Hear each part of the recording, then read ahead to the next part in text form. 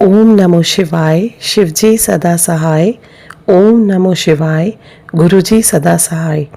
गुरुजी की प्यारी संगत को जय गुरुजी। मैं दीक्षा गुप्ता जालंधर से हूँ। मैं अपना पहला सत्संग शेयर करना जा रही हूँ। मुझे गुरुजी का मैसेज लगातार आ रहा था कि शुक्राना कर, लेकिन मुझे शुक्राना समझ नहीं आता था, तो मैं मैसेज के नीचे यूट्यूब पे शुक्राना गुरुजी लिख देती थी। लेकिन अब मुझे समझ में आ गया है, तो ये मेरा पहला सत्संग है जो मैं शेयर कर रही हूँ। मैं गुरुजी से 24 मार्च होली वाले दिन अभी 2024 को से ज्वाइन हुई हूँ। लेकिन मुझे लगता है कि मैं उस दिन से ज्वाइन हुई हूँ, लेकिन अदरवाइज़ ये जो जर्नी है ये 2020 से शुरू हुई है। मैं उस समय कतर में जॉब करती थी और वहीं पे मैंने एक दिन लैपटॉप पे गुरुजी को फर्स्ट टाइम देखा और मुझे बहुत अच्छा लगा। उनको देख के मैं एकदम से कनेक्ट हो गई थी और मैं उनको वहीं देखने लगी। मेरे हाथ में 2 रिंग्स पहनी हुई थी, तो मैंने वो भी देखा कि उन्होंने वो रिंग्स पहनने के अगेंस्ट थे स्टोन की, तो वो दोनों रिंग्स मैंने उतार दी और उनका जाप करने लग गई। तो हफ्ते 10 दिन के बाद मैंने अपनी सिस्टर से इंडिया में बात की, तो मीनवाइल मुझे पता लगा कि यहाँ जलंधर में, बिकॉज मैं जलंधर से हूँ, तो कि भाई जलंधर में डिफेंस कॉलोनी में गुरुजी का आश्रम है। तो मैंने अपनी सिस्टर से बोला कि जब मैं इंडिया आऊँगी ना तो भी हम वहाँ चलेंगे। तो मेरी सिस्टर ने कहा कि वो तो अमीरा दे गुरुजी है गया। तो मैं थोड़ा सा ना डिसहार्टन सी हो गई, लेकिन फिर भी चलो दीदी का फ़ोन बंद करने के बाद भी मैंने कंटिन्यू रखा अपना जाप वगैरह करना।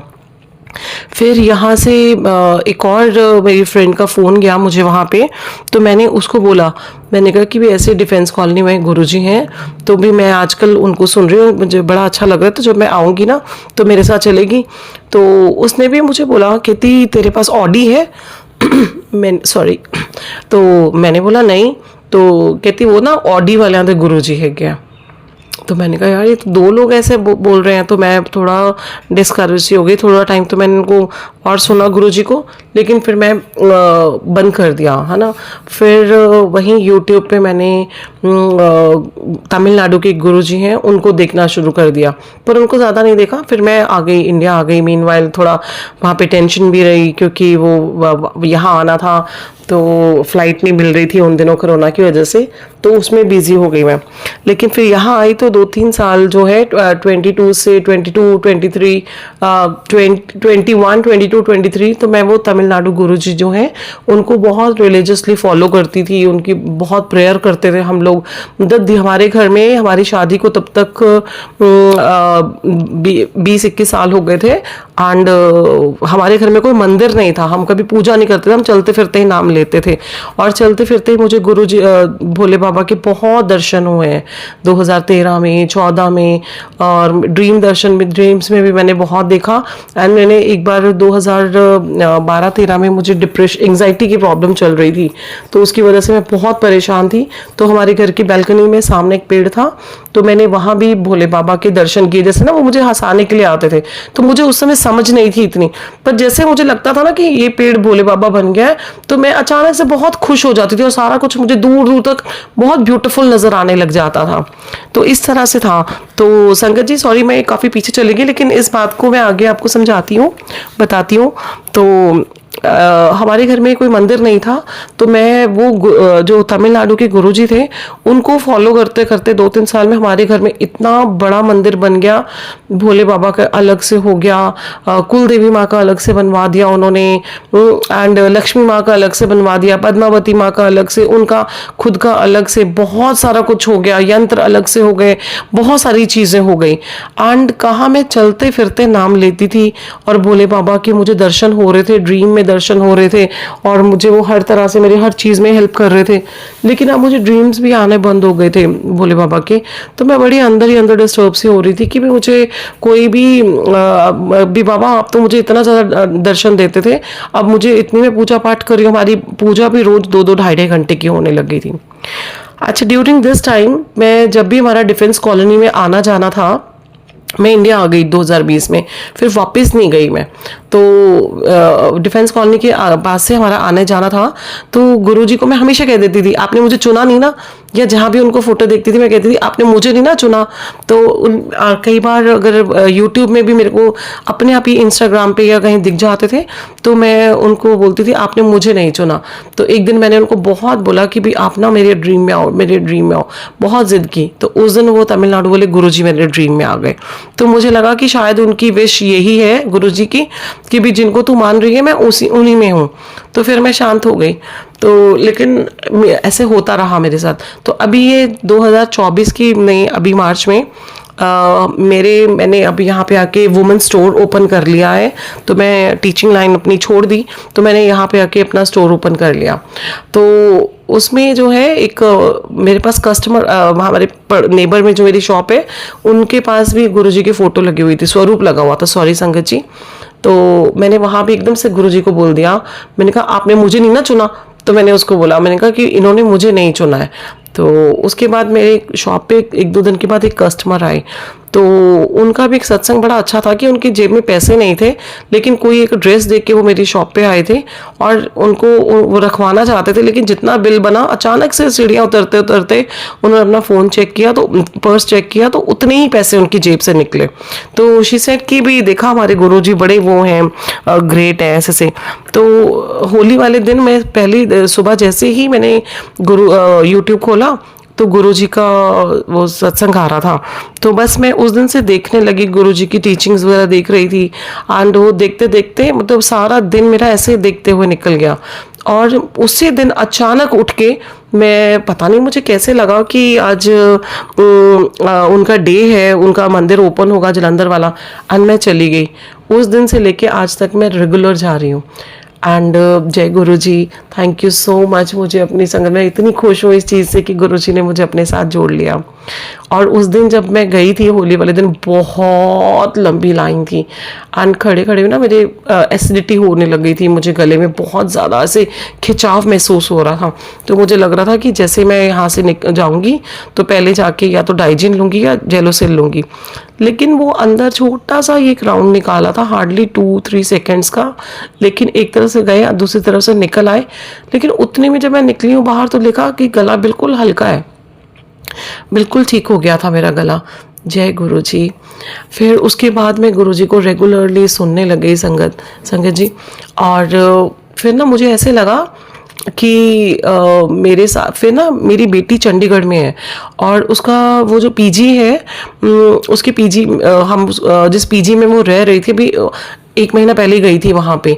तो उसने बोला कि मुझे ये पीजी चेंज करना है। तो अब जिस प्रेजेंट पीजी में थी वो, उसको ऑलरेडी उसमें 15 डेज हो गए थे।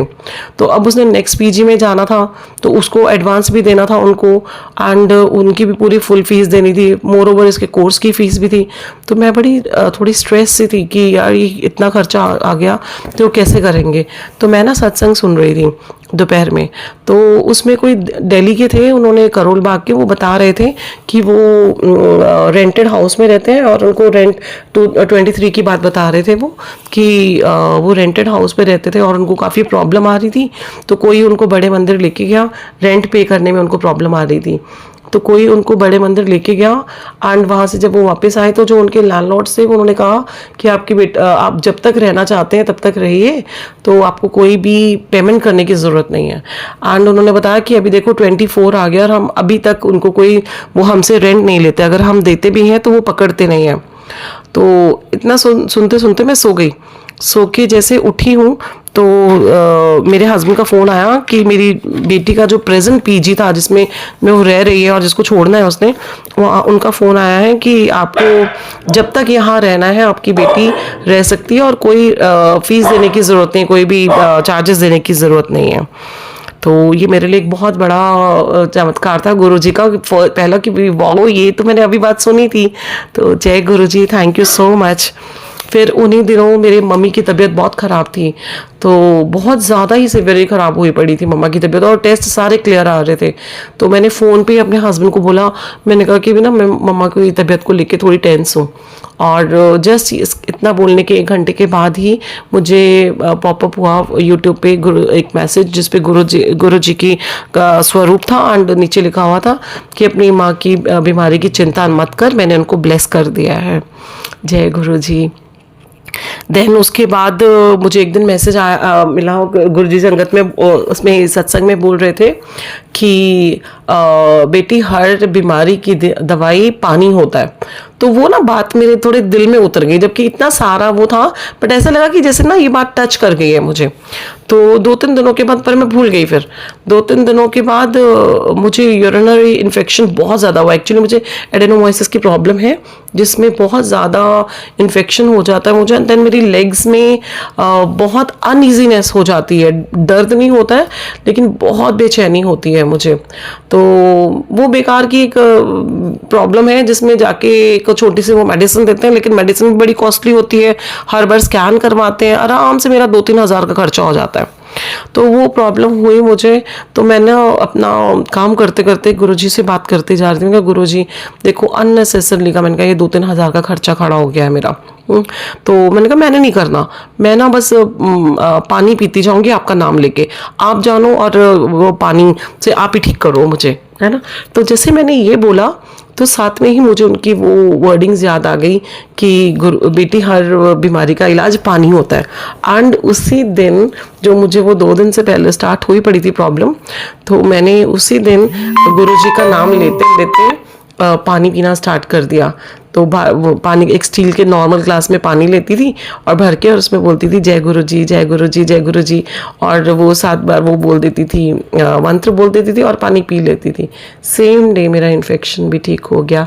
जय गुरु जी, शुक्राना गुरु जी, है ना। एंड ऐसे ही मेरे साथ चीज़ें होने लगी। फिर एक दिन ना मैं शॉप में बैठी सुन रही थी किसी का सत्संग, तो वो बता रहा था कि उसने, वो भी पर्सन टैक्सी वाला थे कोई, वो अचानक किसी कस्टमर के साथ गए, वो उनको भूख लगी हुई थी तो वो खाना खाना चाहते थे, तो कोई कस्टमर उनको, किसी कस्टमर को ड्रॉप किया, वो कस्टमर उनको सत्संग में ले गए और वहाँ उनको बड़ा अच्छा खाना मिला। तो जो उन्होंने खाने का बताया कि ऐसे ऐसे खाना था, तो मैंने बोला, मेरे कहा गुरुजी आज मेरा भी मन कर रहा है जैसे ना शादियों वाला, और ऐसे बड़ा अच्छा सा ऐसे खाना खाऊं सारा। एंड जैसे मैं घर आई हूँ अपने रात को, तो देखा हमारी गली में शिव विवाह था, तो उन्होंने मुझे कहा कि भी आप आओ। तो जब मैं वहाँ पे गई तो देखा वहाँ पे खाना जो था बहुत ही टेस्टी, जैसे मैं किसी 5 स्टार होटल में खा रही हूँ, ऐसा खाना था वहाँ पे। कोई ऐसे लंगर वगैरह का नहीं था, बहुत ही जैसे मैं अपने माइंड में सोच के बैठी थी कि मुझे वैसा खाना है, तो वैसा ही खाना था उस दिन। जय गुरु जी हमारी छोटी छोटी सारी विशेस पूरी करने के लिए। संगत जी, क्योंकि मैं न्यू हूँ एंड मैंने पहले रिकॉर्डिंग भी नहीं किया है ऐसे, तो अगर मैं बात करते हुए या कुछ भी ऐसे मिस्टेक कर रही हूँ, गलती कर रही हूँ, तो गुरु जी भी मुझे क्षमा करें एंड मैं, संगत जी आप भी मुझे क्षमा करिएगा। तो इसी तरह मेरी लाइफ में ना धीरे धीरे ब्लेसिंग्स होती जा रही थी। तो मैं बटरफ्लाइज को भी बहुत देख रही थी, तो और गुरुजी ने मुझे 7 नंबर एंड 5 नंबर से भी ब्लेस किया। तो लेकिन तब तक मुझे उसको, उनका समझ नहीं आ रहा था कि इनको कहाँ यूज़ करना है, क्या करना है इस नंबर का। तो एक दिन मेरी बेटी का फ़ोन आया कि मम्मा आप ना पापा को पानी पिलाया करो कि, और 7 बार ना वो बोल दिया करो गुरुजी का मंत्र। मैंने कहा आपने ये बात मुझे कैसे बोली, क्यों बोली है? तो कहते ऐसे मेरे माइंड में आया। तो मैंने कहा अच्छा, पर आपने 7 बार क्यों बोला? ऐसे कहती मैंने ऐसे ही बोल दिया। मैंने कहा गुरुशा एक्चुअली गुरुजी का मुझे बार बार मैसेज आ रहा है कि मैंने तुझे 7 नंबर ब्लेस किया। तो मैंने कहा मैं सोच रही थी कि इसको यूज़ कहाँ करना है, कैसे करना है। और मैंने कहा देखो आपने मुझे बता दिया कि 7 बार इस तरह से मंत्र जाप करके पानी देना शुरू करो पापा को। तो जय गुरु जी, तो गुरु जी हर बात का आंसर देते हैं। फिर मैंने सोचा कि मेरी लाइफ में तब तक ना मुझे 24 से लेके मतलब नेक्स्ट मंथ स्टार्ट हो गया, 4 या 5 अप्रैल आ गई थी। तो मुझे लगा कि मेरी लाइफ में ये सारे इंसिडेंट जो है ये इतने दिनों के हैं, 24 से होली वाले दिन से स्टार्ट करके। तो मुझे लगा कि मेरी लाइफ में ना काफ़ी सारी बातें हो रही हैं, तो मैं ना किसी कॉपी पे लिखना स्टार्ट कर देती हूँ कि किसी एक दिन मुझे भी सत्संग करना पड़ेगा और फिर मुझे याद नहीं आएगा, तो कहीं मैं मिस ना कर जाऊँ। तो मैं शॉप पे जा रही थी, तो जाते जाते मैंने रास्ते में एक कॉपी ली और एक पेन भी खरीदा। तो मैंने जैसे स्कूटर स्टार्ट किया, तो मैंने सोचा कि अब ना शॉप पे जाके जब लिखना स्टार्ट करूँगी, तो पहले सबसे पहले ना ओम श्री गणेशाय नमः लिखूँगी, फिर गुरुजी जय गुरुजी लिखूँगी और फिर उनका मंत्र लिखूँगी और फिर स्टार्ट करूँगी लिखना। तो ऐसे सोचते सोचते मैं शॉप पे पहुंची हूँ। जैसे मैंने शॉप को ओपन किया, एंटर किया, साथ में ही टेबल है, टेबल पे मैंने अपनी कॉपी रखी है न्यू वाली, एंड पेन रखा और पर्स रखा, और मैं थोड़ा आगे चली गई। इतने में ना जैसे मेरे पीछे से किसी ने एंटर कर लिया। मैं पीछे मुड़ी तो देखा हमारे यहाँ पे जो गीता मंदिर है वहाँ के जो पंडित जी हैं वो पूरे रेड ड्रेस में आए थे। मैंने उनको पहले कभी रेड ड्रेस में पूरा नहीं देखा, लाइक वो मैंने गुरु जी को देखा हुआ है वैसा कुछ ना, रेड सा पूरा कुर्ता और वो सब पहन के। तो उनको एक्चुअली मैं ना बात की थी मंदिर में जाके कि मेरे मम्मी का गृह प्रवेश था, उनके लिए पूजा करवाने के लिए उनसे। तो वो पहली बार लाइफ में से अपने आप मेरी शॉप पे आ गए। तो मैंने कहा, अरे पंडित जी आप कैसे? कहते मैं बस यहाँ से निकल रहा था तो मैंने सोचा कि तुम्हारी तरफ होके के जाऊँ, तो मुझे कॉपी दो। कहते कहते उन्होंने वही कॉपी उठा ली और वही पेन उठा लिया कि मैं ना तुम्हारी लिस्ट बना दूं कि क्या सामान लेके आना उसके लिए। और मेरे कुछ बोलने से पहले ही उन्होंने ऊपर ओम श्री गणेशाय नमः लिख दिया। तो उन्होंने इतना लिखा तो मैंने कहा, पंडित जी भी सामान हमने नहीं लेना, आप ही ले लीजिएगा। तो उन्होंने कहा कि ठीक है। ये कह के उन्होंने बंद कर दी कॉपी, थोड़ी देर बैठे और मेरे से बातें बातें की और चले गए। जब वो चले गए तो उनके जाने के 10-15 मिनट बाद मैंने कॉपी खोली जब लिखने के लिए, तो मैंने देखा कि अरे ओम श्री गणेशाय नमः तो उन्होंने ही लिख दिया। मतलब गुरुजी आए और आके लिख के चले गए, जय गुरुजी। तो इस तरह से मेरे जीवन में काफ़ी सत्संग होने लगे जब से मैंने ज्वाइन किया। फिर मेरे मन में बार बार ये भी आ रहा था, मैं गुरुजी को कह रही थी कि गुरुजी आपने इतने टाइम से मुझे क्यों नहीं चुना, है ना, क्यों इतना लेट कर दिया, आप इतना लेट क्यों आए मेरी लाइफ में, मुझे इतनी दूर से घुमा के फिर क्यों लेके आए, जबकि मैंने आपको 2020 में ही देख लिया था।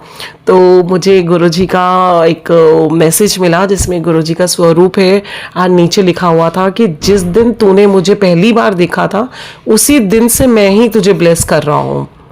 तो thank you so much गुरुपा for all the blessings जो मैं नहीं जानती हूँ, जो अनजाने में आपने मुझे दी हैं। थैंक यू सो मच, आप ही संभाल रहे हैं। देन उसके बाद संगत जी 8 अप्रैल आ गई। 24 मार्च से मैंने शुरू किया था गुरुपा को फॉलो करना, उनके सत्संग सुनना। लेकिन क्यों आए गुरुपा, इतने मैंने मैसेजेस, इतने सत्संग सुने और कई लोगों को ये कहते हुए सुना मैंने कि गुरु हमारे जीवन में तब आते हैं जब हम वाकई ही बहुत ज़्यादा टूटने लगते हैं या हमारे जीवन में कुछ बहुत बड़ा संकट आने लगता है। तो 8 अप्रैल में हम लोग अपने घर के मंदिर में पूजा कर रहे थे। मेरे हस्बैंड डेली ऑफिस चले जाते हैं 10 बजे तक एंड मैं भी 10 साढ़े 10 अपनी शॉप पे चली जाती हूँ। उस दिन मैं 11:30 बजे से गई हूँ घर से शॉप पे, एंड मेरे हस्बैंड बहुत शिद्दत से आराम से बैठ के सुबह 10 बजे से लगे हुए थे मंदिर में पूजा करने। और टाइम क्या हो गया था उस समय 11:25 हो गए थे। एंड मैं उनको देख रही थी, मतलब प्राइवेट जॉब में है मेरे हस्बैंड, लेकिन इसके बावजूद भी उन्होंने पूजा पाठ को ज़्यादा प्रेफरेंस दी हुई थी, जबकि इधर नहीं, जॉब को नहीं। तो मैं चली गई और मेरे हस्बैंड मेरे जाने के 1 बजने में 5 मिनट था जब मेरे हस्बैंड शॉप पर आए और मुझे पानी का कैंपर वो दे के गए हैं। तो दे के गए वो, और उसके जस्ट 10 मिनट बाद हमारे नेबर का फ़ोन आता है कि आपके घर में बहुत भयंकर आग लग गई है। जो दिया था वो तो मेरे हस्बैंड ने सुबह 10 बजे जलाया था और 1 बजे तक तो वही मंदिर में बैठे हुए थे। बट एनी हाउ वो लग गई, और जब मैं घर आई हूँ तो मैंने वो सीन फिल्मों में या न्यूज़ में देखा था कि लोग पूरे नीचे खड़े हुए थे और बाल्टियाँ फेंक रहे हैं और हमारा घर धू धू करके ऐसे बुरी तरह जल रहा था। और इतना धुआं, मतलब मैंने कभी देखा नहीं था, अपने सामने ऐसे कभी घर जलते हुए नहीं देखा था कि अच्छा ऐसा होता है। इतना काला धुआं था। लोग बता रहे थे कि जब उन्होंने डोर तोड़ के खोला है मेरा दरवाज़ा, तो कहते हैं अंदर से एकदम से आग इतनी ज़ोर से बहुत सारी बाहर आई थी। तो लोगों ने पानी फेंक के, इवन सब्जी वाला जा रहा था, फ्रूट वाला जा रहा था नीचे से, वो लोग भी रुक गए और वो लोग भी सब डाल रहे थे।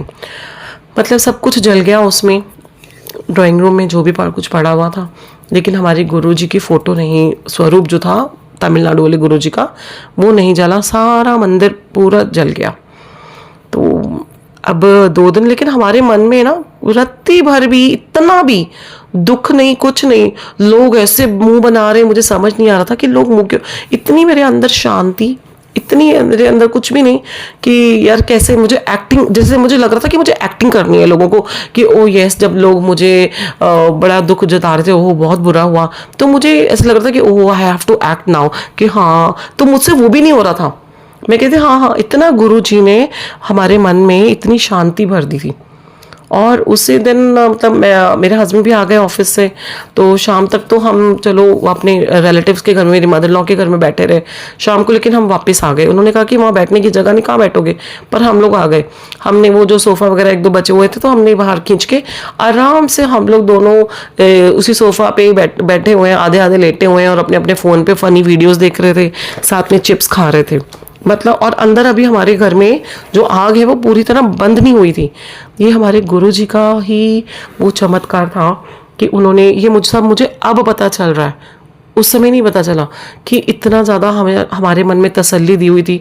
ये नहीं कि हमारा घर बड़ा इंश्योर था, ऐसे नहीं कि हमारे पास बड़ा पैसा था कि यार अभी जला तो अभी जाके हम ले आएंगे। नो, मेरा तो ऑलरेडी बहुत ज़्यादा लोन चल रहा है, कर्जा चल रहा है, फाइनेंशियली मुझे पहले ही बहुत प्रॉब्लम्स हैं। देन ऑल्सो किसी चीज़ का ना मेरे मुंह पे कुछ दुख, ना मेरे हस्बैंड के मुंह पे था कुछ भी। तो अभी उसके बाद अभी रिसेंटली मुझे गुरुजी का बार बार आ रहा था कि तू तैयारी कर ले, मैं तुझे बड़े मंदिर बुला रहा हूँ। मुझे लगता था कि ये मैसेज मेरे लिए नहीं है, बिकॉज अभी तो मैं ही खुद ही प्रिपेयर नहीं हुई हूँ पूरी, मुझे ही नहीं पता कि मैं कितना जुड़ गई हूँ। तो और मोर ओवर इस इंसिडेंट के बाद ना मेरे हस्बैंड थोड़ा पूजा पाठ से घबराने लग गए। लाइक कि वो इतना ज़्यादा प्रेयर कर रहे थे, हम लोग बहुत ज़्यादा पूजा पाठ करते थे, सबको पता था। तो अभी वो गुरुजी को पूरी तरीके से अपने आप को समर्पित नहीं कर पा रहे हैं, या उनको उस तरह से आते जाते मत्था नहीं टेकते हैं जैसे पहले वो तमिल जो गुरुजी थे वसंत विजय महाराज जी उनको करते थे, ऐसे इनको नहीं कर पा रहे हैं। तो अभी जब मैं वहाँ गई हूँ बड़े मंदिर, अचानक से पता नहीं कैसे हम लोग उठ के ये संडे वहाँ चले गए 28 तारीख को, 28 अप्रैल को बड़े मंदिर। और रास्ते में हम बात करते जा रहे हैं, अरे हम बड़े मंदिर जा रहे हैं, मेरे को यकीन नहीं हो रहा, मैं से बार बार। और पूरा टाइम बटरफ्लाईज हमारे आसपास थी, एंड मुझे 777 और वो सब दिख रहा था। फिर गुरुजी ब्लेसिंग्स, गुरुजी इस तरह दिख रहा था, सारी तरफ ऐसे दिखता जा रहा था। एंड जाने से पहले जिस दिन जब जाने लगे ना, तो गुरुजी का एक स्वरूप फ्लैश हुआ, उस पर लिखा हुआ था, मैं तेरा इंतजार कर रहा हूँ। जब हम वहाँ पहुँचे हैं तो पार्किंग एरिया में, तो वहाँ से मेरे हस्बैंड कार पार्क कर रहे थे, मुझे कह रहे आप जाओ। तो मैं जा रही थी, तो जहाँ टर्न पे मैं अभी जहाँ से वॉकिंग स्टार्ट करते हैं, तो इधर इस साइड में थी अभी मैं सड़क के, तो मुझे वहाँ इतनी fragrance I, that was totally different, बहुत ही डिफरेंट फ्रेग्रेंस थी। मैं ये नहीं कह सकती कि वो गुलाब की थी या चमेली की थी या किसकी थी, मुझे पता ही नहीं। वो बहुत ही मतलब मैं ना उस खुशबू की इतनी दीवानी सी हो गई हूँ कि मुझे ऐसा लगता है कि गुरुजी बस, मैं हर समय बोलती हूँ गुरुजी बस एक बार और वो खुशबू मुझे दे दो, कि बहुत ही प्यारी खुशबू थी वो। और ऐसे लगा जैसे ना कोई मुझे कह रहा है आगे तुझसे चलो, जल्दी जल्दी चलो, मतलब मुझे इस तरह से लग रहा था। तो संगत जी, हम वहाँ पे मत्था टेक के आए। जब हम वहाँ से वापस आ रहे थे, तो मैंने सत्संग में सुना था कि स्वरूप वहाँ से बड़े मंदिर से लेके आना चाहिए। तो मुझे वहाँ से स्वरूप नहीं मिला, तो मैं आते हुए थोड़ा मन में ना सैड हो रही थी। और एक बार मैंने अपने हस्बैंड को बोला, जब हम वॉकिंग करते आ रहे थे पार्किंग की तरफ, तो मैंने अपने हस्बैंड को बोला कि यहाँ से स्वरूप नहीं मिला हमें। तो इतने में ही मैं थोड़ा 2-4 कदम ही आगे चली थी, तो एक लड़की मेरे पास से निकली, उसके हाथ में स्टिकर था गुरुजी का। तो मैंने उनको पूछा कि ये कहाँ से लिया है, तो उन्होंने मुझे बताया कि वो वहाँ पे पार्किंग के पास से बूथ में से मिलता है। तो मैं वहाँ पे फटाफट गई, एंड संगत जी मुझे कोई लाइन नहीं दिखी, एंड मैं इतनी खुश थी कि इतना क्राउड होने के बावजूद यहाँ पे कोई भी नहीं है और सिर्फ मैं ही हूँ स्वरूप लेने के लिए। मैं फटाफट विंडो में गई, तो मैंने उनको बोला कि मैं आज फर्स्ट टाइम आई हूँ, तो मुझे गुरुजी का स्वरूप दे दीजिए। तो उन्होंने कहा कि आपका कूपन दिखाइए, टोकन। मैंने कहा वो तो नहीं है मेरे पास। तो कहते टोकन लेके आइए, आप लाइन से आइए। मैंने कहा पर लाइन तो है ही नहीं। तो उन्होंने कहा नहीं देखिए इतनी लाइन है, और मैं सारी तरफ देख रही हूँ, मैंने उनको बोला, मैंने कहा लाइन है ही नहीं है। तो कहते नहीं आपको टोकन लेके आना पड़ेगा। फिर टोकन वाले पर्सन मुझे दिख गए, मैं उनके पास गई, मैंने कहा मुझे टोकन दे दीजिए। तो उन्होंने कहा आप लाइन से आओ। मैंने कहा लाइन है कहाँ पे, और तो मुझे लाइन ही नहीं दिख रही थी। तो उन्होंने मुझे ना टोकन दे दिया, मैंने जाके स्वरूप ले लिया। तो मेरे साथ मेरी भाभी गए हुए थे। तो जब मैंने वो गुरुजी का स्वरूप मुझे मिला, तो मैंने वहीं से मंदिर की तरफ देखा, तो शिवलिंग, शाम का टाइम था, आधा अंधेरा आधा दिन था, और वहाँ बहुत धीरे धीरे वो मंत्र जाप हो रहा था, ओम नमः शिवाय, शिव जी सदा सहाय। और ऐसे गुरुजी में बहुत ज़्यादा अपने आप को ब्लेस्ड फील कर रही थी और बहुत ही अच्छा लग रहा था। तो मेरे साथ मेरी भाभी थी, तो मैंने देखा वो क्यों नहीं आई। तो देखा उस समय मुझे नज़र आया कि लाइन इतनी बड़ी थी और मेरी भाभी लाइन में लगी हुई थी, मुझे लाइन ही नहीं नज़र आई, और वहीं पे इतनी बड़ी लाइन में वो खड़ी हुई थी वो। तो ये भी गुरुजी का एक चमत्कार हुआ।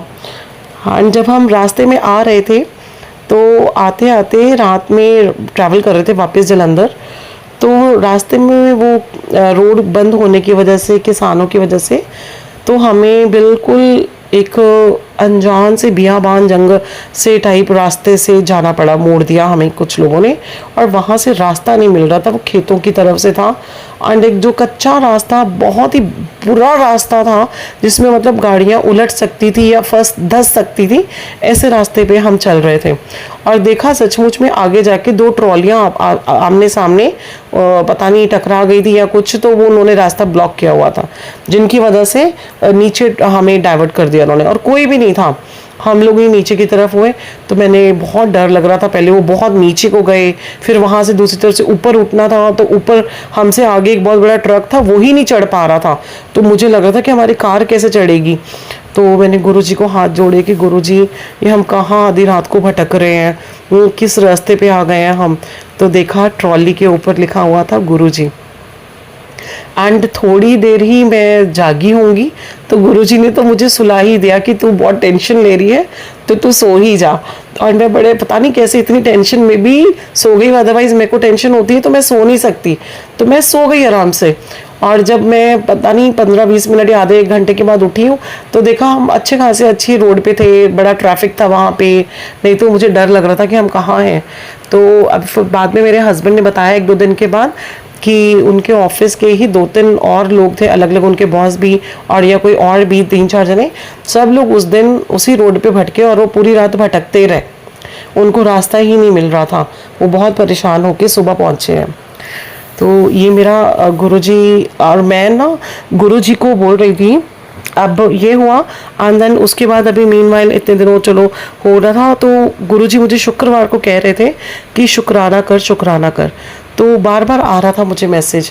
तो मैं रात को 9 बजे खाना बनाते हुए सोच रही थी कि गुरुजी किस चीज़ का शुक्राना करना है मुझे, ऐसा क्या बड़ा हो गया है मेरी लाइफ में जो मुझे शुक्राना करना है। सॉरी गुरुजी, सॉरी सो मच। उसी दिन जब खाना वाना बना के मैं रात को बेड पे आई हूँ, तो मैं रात को सत्संग सुन रही थी, तो किसी का सत्संग सुना मैंने जो गुरुजी ने स्पेशली मेरे लिए बनाया था, मेरे लिए, थैंकलेस वुमन के लिए, अनजान लोगों के लिए, बेवकूफ़ हैं हम बहुत ज़्यादा।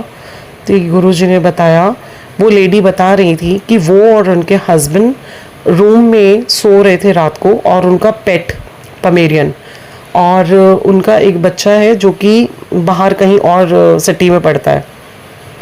उनको रात को कुछ स्मेल आ रही थी, तो उन्होंने अपने हस्बैंड से बोला कि देखो कोई स्मेल आ रही है। तो उनके हस्बैंड ने रूम के जो वॉशरूम था उसको चेक किया, तो गीज़र वगैरह ठीक था, तो कुछ नहीं था, तो वो फिर लेट गए। तो उन्होंने कहा कि नहीं स्मेल आ रही है। तो उन्होंने जब अपने बेडरूम का डोर खोला तो देखा बाहर बहुत आग लगी हुई थी उनके ड्राइंग रूम में, तो इवन वो अपने मेन डोर तक भी नहीं जा सकते थे।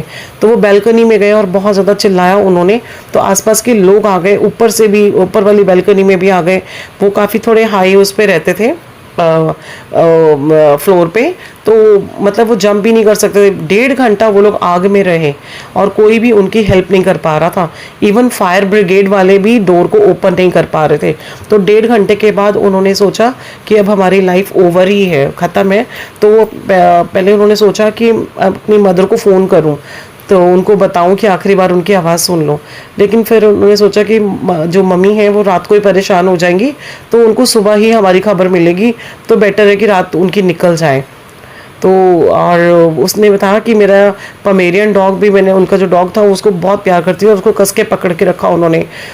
तो उन ऊपर से लोगों ने कहा कि आप चादर लपेट के जाओ और कोशिश करो डोर खोलने की, तो उन्होंने कहा कि खुल ही नहीं सकता। तो ऊपर से लोगों ने ना बालकनी से उनको गीली करके चादर दी।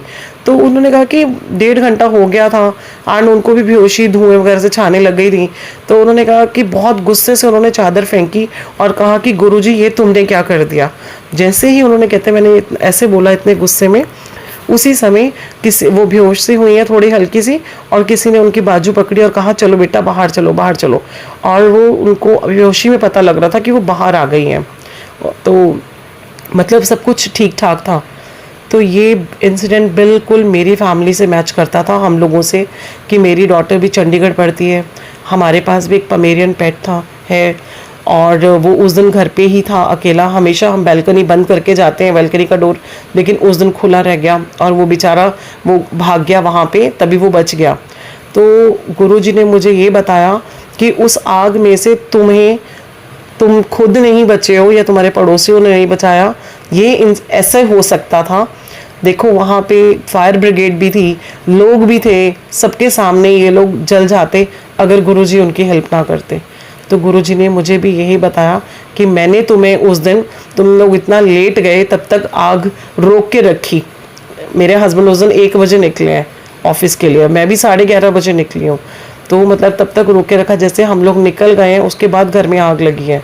तो मैंने उसी समय उठ के गुरुजी के स्वरूप के आगे जाके कान पकड़ के माफ़ी मांगी और कहा कि सॉरी गुरुजी, अब मुझे पता चल गया कि मुझे क्या शुक्राना करना है। शुक्राना गुरुपा, so much, thank you so much, thank you.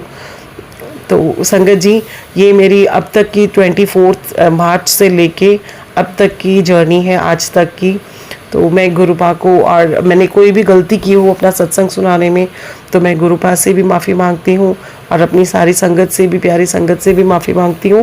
And aunty जी जो भी मेरा सत्संग शेयर करेंगे उनसे भी, उनको भी मैं थैंक यू बोलती हूँ कि गुरुजी आपको बहुत सारा ब्लेस करें। एंड आंटी जी, मैं आपका चैनल बहुत ज़्यादा पसंद करती हूँ, आप बहुत अच्छे से सब कुछ बताते हैं, प्योर फॉर्म में बताते हैं, जैसे गुरुजी ने कहा है, या जैसे गुरुजी ने का जो सही टीचिंग्स थी वही आप बताते हैं। Thank you so much, thank you everybody, thank you गुरुपा,